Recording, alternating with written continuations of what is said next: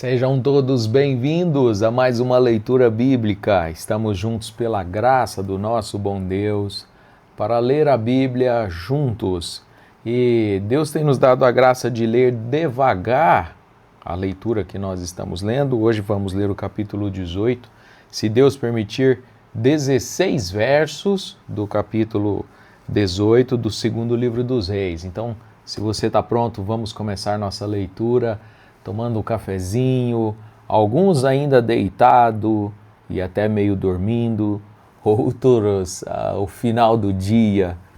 Deus abençoe a todos. Estamos juntos para a nossa porção diária da Escritura.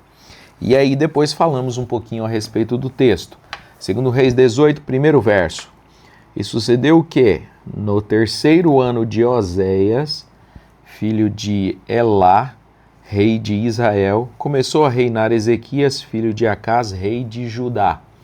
Percebe que aqui nós estamos deixando Israel e vamos agora para a história de Judá. E esses capítulos aqui estão bem intercalados. Conta a história de Judá, depois conta a história de Israel e agora novamente de Judá. Tinha 25 anos de idade quando começou a reinar, e 29 anos reinou em Jerusalém. E era o nome de sua mãe Abi, filha de Zacarias, e fez o que era reto aos olhos do Senhor, conforme a tudo que fizera Davi, seu pai. Percebe uma coisa só nessa leitura aqui? Interessante. Reinou por 29 anos. Mas nós lemos no capítulo anterior que Israel já tinha ido para o cativeiro. Mas em Judá o povo reinou, o rei reinou sobre o povo por 29 anos. Você percebe que a história de Judá continuou. Mesmo que seu vizinho irmão, Israel, as 10 tribos, ainda existia umas ou outras pessoas, uns poucos. Mas as tribos mesmo, vamos dizer assim, o volume maior das pessoas tinha sido levado lá para outras regiões bem distantes do seu povo, e a sua terra tinha sido colonizada com estrangeiros vindas da região da qual Israel foi. Uma troca de moradores. Mas Judá ainda permaneceu, ainda que não foi todo Judá também, viu? Pois muito de Judá também foi levado para o cativeiro, logo aqui no reinado de Ezequias. Guarde bem esse nome, Ezequias. Esse rei será muito importante aqui na história. Aliás, nós já lemos no verso 3, e fez o que era reto aos olhos do Senhor. E esse é um diferencial bem grande com relação à história que nós estamos lendo, gente. Um diferencial muito grande, pois todos eles faziam o contrário e fez o que era mal aos olhos do Senhor. Todos eles passaram. E Ezequias, que fez o que era reto aos olhos do Senhor, teve a presença de Deus muito próxima dele. E é o que vamos ler agora no verso 4. Ele tirou os altos, quebrou as estátuas, deitou abaixo os bosques e fez em pedaços a serpente de metal que Moisés fizera, porquanto até aquele dia os filhos de Israel lhe queimavam incenso e lhe chamavam Neustã. Ora, gente, a serpente de metal que foi mencionada lá no livro de Números, lá no tempo de Moisés, no deserto, os historiadores dizem que foi 700 anos antes. A serpente de metal ainda existia e eles ainda queimavam incenso, venerando ela alguma coisa. Não era a serpente de metal, era o Deus na serpente de metal. Então, aquela serpente de metal se tornou idolatria. Como muitas vezes hoje, no dia de hoje, algumas idolatrias são nos homens de Deus, em pessoas. Ora, você deve respeito sim e consideração aos homens de Deus, mas não é o que o homem de Deus disse, é o que Deus disse é que é importante. O homem merece o respeito, mas ele não pode se tornar o alvo da idolatria, depender do homem de Deus, pois a sua fé está baseada em Deus e não no homem de Deus, ainda que represente a Deus em muitas. Enquanto aquele homem é embaixador de Deus, ele representa a Deus, mas as pessoas dão mais para o homem, como davam mais para a serpente, a velha serpente de metal, que tinha tido um papel importantíssimo, deu vida para as pessoas, mas a permanência, continuidade, tornou a serpente de metal em idolatria. Agora, vamos continuar na nossa leitura, que foi o verso 4, é a referência à serpente de metal que Ezequias derrubou. E não só derrubou a serpente, como também bosques, lugares, entre aspas, sagrados, lugares altos. Lembra que alguns reis anteriores fizeram quase tudo certo, mas os lugares altos, os lugares em que o povo ia para adorar a Deus, não a ídolos, a Deus, mas em cumes de montes, a exemplo de Abraão e de outros que adoraram a Deus em tal lugar. Mas agora eles tinham um templo, não era mais nos lugares altos. Compreende isso? Eu tenho repetido que é para ficar realmente bem fixado. Pois bem, Ezequias teve uma luz, teve revelação. Deus tratou com ele e ele acabou com aqueles lugares altos. Lugares próprios, certamente tinham árvores e bosques que eram preparados para ser santos, entre aspas, né, claro. Ezequias destruiu tudo. E com base em quê? Certamente na cópia do livro da lei que cada rei tinha que ter.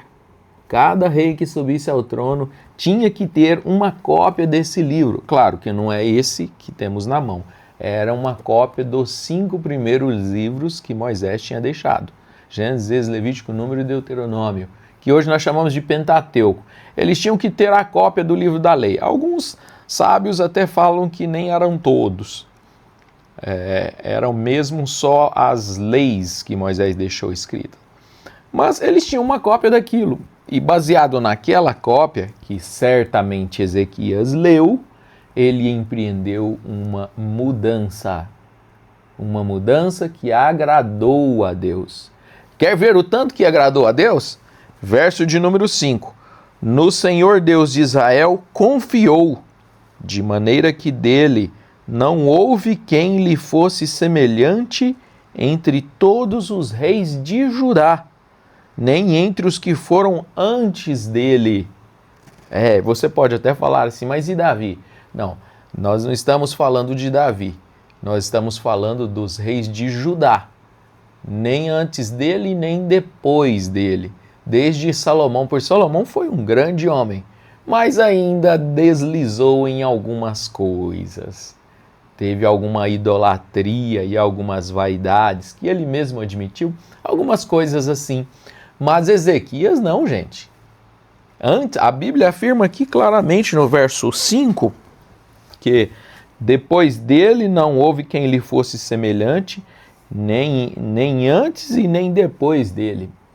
Nós vamos ler daqui uns dias, quando chegarmos no capítulo 21, se eu não estiver enganado, no 21, vamos ver a história de Josias. Pois agora a história só vai continuar em Judá, viu?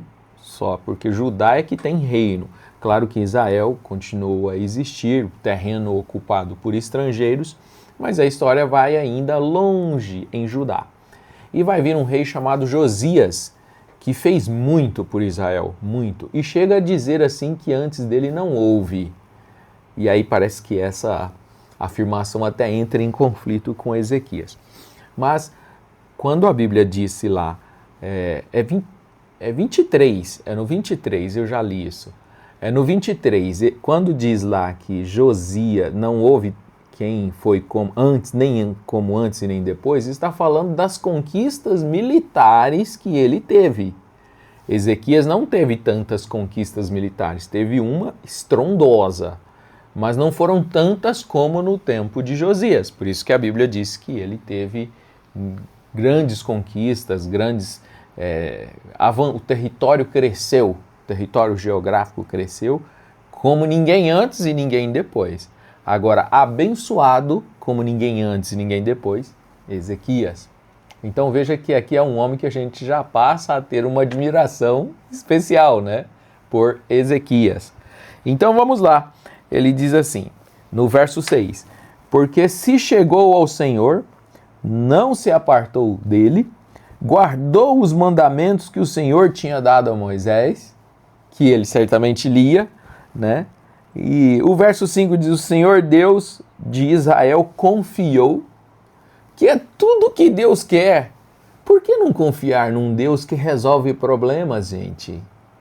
Questões que ferem o coração, que machucam hoje o nosso coração, são muitas questões, não de ordens geográficas e políticas, como é no caso da nossa história, da nossa leitura, de reinos e territórios, geografia. Não, a nossa luta hoje é contra espíritos, contra circunstâncias da vida que nos cercam na família, nos relacionamentos, no nosso coração e muitas vezes até na nossa mente. A obediência e o agrado ao Senhor lhe dá direito a vitórias maravilhosas, extraordinárias, como é o que vai acontecer com Ezequias. Eu já estou até adiantando a história, né? Vamos ler o verso 7.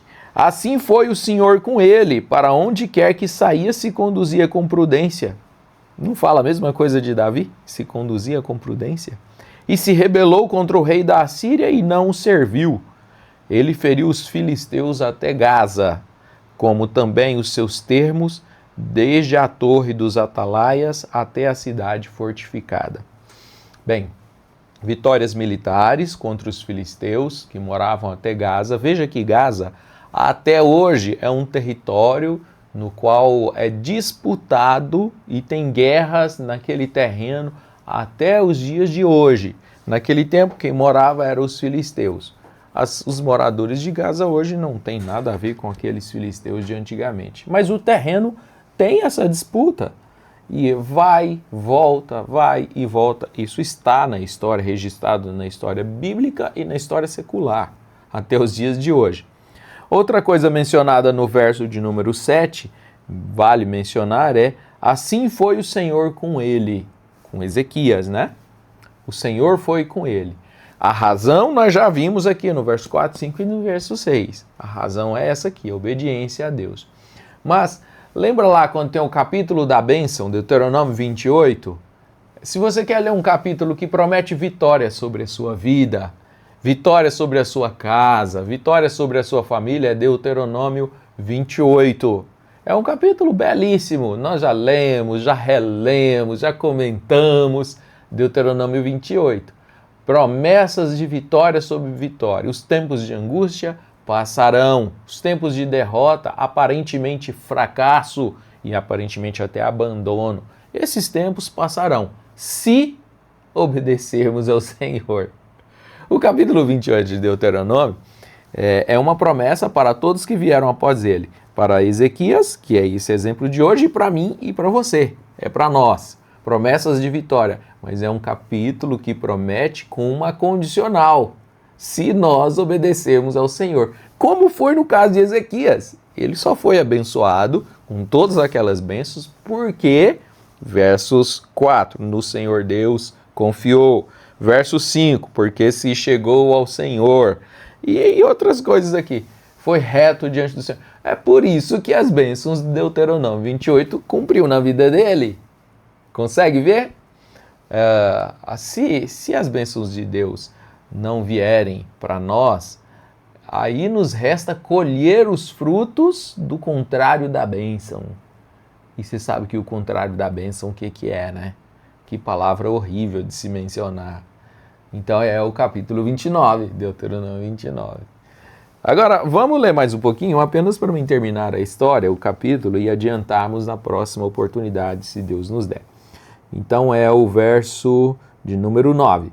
E sucedeu que no quarto ano do rei Ezequias, que era o 7º ano do rei, o ano de Oséias, filho de Elá, rei de Israel, que Salmaneser, rei da Assíria, subiu contra Samaria e a cercou. E a tomaram ao fim de 3 anos, no ano 6º de Ezequias, que era o ano 9º de Oséias, rei de Israel, quando tomaram Samaria. Eu quero parar a minha leitura apenas para fazer uma correção e agradecer a um irmão que muito carinhosamente me corrigiu, dizendo, na minha Bíblia está dizendo 3 anos, e o senhor leu 6 anos. E aí eu fui lá no capítulo passado, né, que nós terminamos no 17, e realmente eu é que falei 6, eu não voltei a gravação para ver, mas se eu falei 6, eu li errado, é 3, é capítulo 17, verso 5, e a cercou por 3 anos. E agora nós vamos ler de novo no verso 9, capítulo 18, verso 10, né? E a tomaram ao fim de 3 anos. O tempo do cerco de Samaria aqui é 3 anos, e não 6. Então fica já um registro e um abraço para o irmão Wesley, sobrinho, nosso companheiro aí em Três Lagoas, no Mato Grosso do Sul, que sempre está conosco, lendo também. Deus te abençoe, irmão, companheiro, e sua família, sua esposa, seus queridos aí. Então, estamos juntos lendo, né? Sempre tem meus amigos, meus companheiros que estão prestando atenção em tudo e me ajudam. Pode mandar uma mensagem, fala, o senhor leu errado aí. E realmente a gente lê, né? Irmão Billy Paul lá em Camboriú me ajuda demais a conta, porque sempre comenta. Irmão Wilson aqui em Lusiânia presta muita atenção nos detalhes e sempre comenta também alguma coisa. E isso ajuda a gente. Pois bem, há uma aparente confusão no verso 9 e verso 10 com relação ao tempo do cerco de Samaria. É porque ele está aqui, é fácil de entender, é porque ele cercou a Samaria no meio do 4º ano do rei Oséias, que era o rei de Judá. No meio do 4º, aí ele passou para o 5º, no meio do 6º ano, então dá-se um período de 3 anos. Dá um conflitozinho aí, mas você passa e compreende, né? Vamos ler o verso 11. E o rei da Assíria transportou a Israel para a Síria. Claro que esse capítulo aqui está falando de Israel de novo. Lembra que no começo da leitura de hoje eu falei que nós estávamos lendo de Judá? Agora nós estamos falando de Israel. Mas essa história aqui, ela é repetida, ela é o capítulo 17. Preste bem atenção, que é o capítulo 17, ó.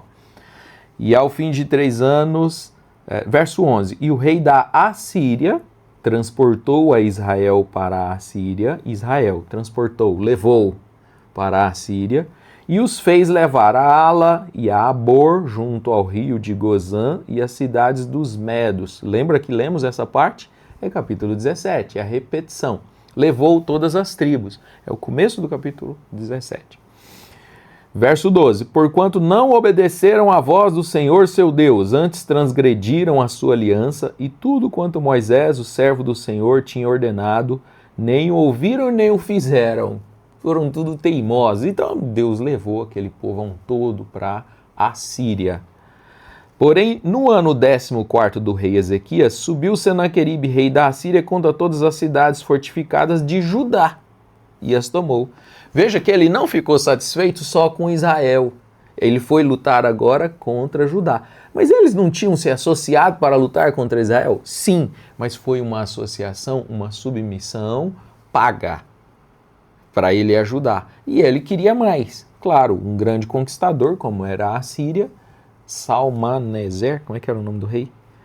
Era assim, mas um grande conquistador, ele queria mais, cada vez mais, cada vez mais. E era um grande exército, extremamente poderoso. Ezequias era poderoso? Sim, porque eles venceram os filisteus, mas não tão poderoso para lutar contra a Síria. Por isso que agora ele perde a guerra, a primeira guerra, ele perde. Ele só perde a primeira, a segunda não, viu? Então veja lá, verso 13. Porém, no ano 14º do rei Ezequias, subiu Senaqueribe, é Senaqueribe o nome do rei, rei da Assíria, contra todas as cidades fortificadas de Judá, e as tomou Judá. Mas agora é o começo do cativeiro? Não, ainda não. Diz o historiador, eu estava lendo um historiador aqui, judeu, chamado bom, não importa, dizendo que foi quase 50 mil pessoas que ele levou escrava para a região para onde já tinha levado Israel. Tá difícil para você entender? Tá difícil? Se tiver, me fala aí, digita no comentário e tal. Vamos tentar ler uma coisa mais fácil, né? Mas acho que dá para entender, né? Ele levou Israel para o cativeiro e agora veio sobre Judá, querendo mais, conquistar mais, e até levou quase 50 mil. E aí, a continuação da história. Então Ezequias, rei de Judá, enviou ao rei da Assíria, a Laquis, dizendo: pequei, retira-te de mim. Pecou não contra Deus, né? Pecou contra o rei, né? Fui insubmisso. Ele estava reconhecendo algo assim. Fui insubmisso, dizendo: pequei, retira-te de mim, tudo que me impuseres, suportarei.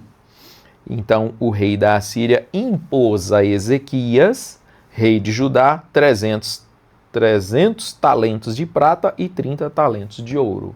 300 talentos dá mais de 10 toneladas de prata e mais de 1 tonelada de ouro.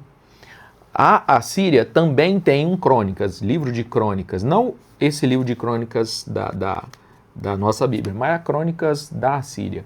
E lá fala 20 toneladas e ouro 750 quilos. Então dá uma divergência assim, de pesos. Mas isso pode ser do escriba, pode ser que possa ser 2 etapas, né? Ele mandou um pouco e depois mandou outro tanto, e a gente nunca vai saber desse estranho. Bom, verso 15 e 16, para finalizar hoje: assim deu Ezequias toda a prata que se achou na casa do Senhor e nos tesouros da casa do rei, no cofre dele particular e os da casa do Senhor.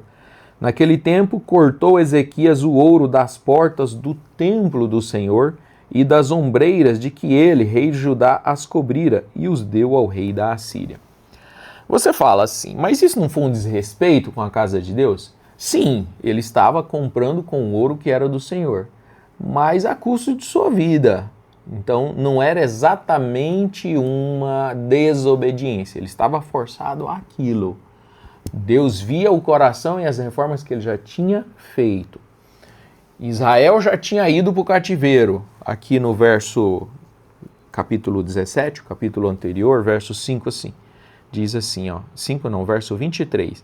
Assim foi Israel expulso da sua terra, a Assíria, até os dias de hoje. Sim, expulso. E nós vamos ver ao longo da história que vai ter gente dessas 10 tribos que eu disse que não voltou para a sua terra, as 10 tribos não voltaram, mas vai haver menção de um, menção de outro, menção de pessoas, grupos pequenos separados, não a tribo. Por exemplo, a gente lê lá em Lucas a respeito de Ana, a profetisa, que ela era da tribo de Aser, uma mulher da tribo de Aser, era uma mulher. Não se tem menção de outras pessoas, né, dessas tribos. E a gente vai ver também que Tiago, eu anotei aqui a escritura, mas é bem no começo. É Tiago, capítulo 1, deve ser verso 1, verso 2, que Tiago escreve as suas cartas aos remanescentes das 12 tribos de Israel que estão em cativeiro. Ele menciona desse jeito. Então a gente percebe que no tempo de Jesus ainda existiam uns grupinhos, uns pouquinhos das 10 tribos espalhadas, um pouco aqui, um pouco lá. Mas, gente, o juízo caiu, e caiu feio mesmo. Perdeu a guerra, Ezequias perdeu a guerra, levou 46 mil pessoas para o cativeiro para onde Israel estava. E aí a gente já prevê as tristezas, né? Mas não. Deus vai livrar Ezequias do mal maior, e nós vamos ler isso no próximo capítulo, tá bom? Deus abençoe o seu coração. Creio que os comentários também você pôde captar uma mensagem para você, mas eu rogo uma bênção sobre sua vida, por parar e ler a Bíblia, por parar, pois a Escritura traz bênção para o nosso coração. Tenham todos um bom dia e até amanhã, se o Senhor nos permitir.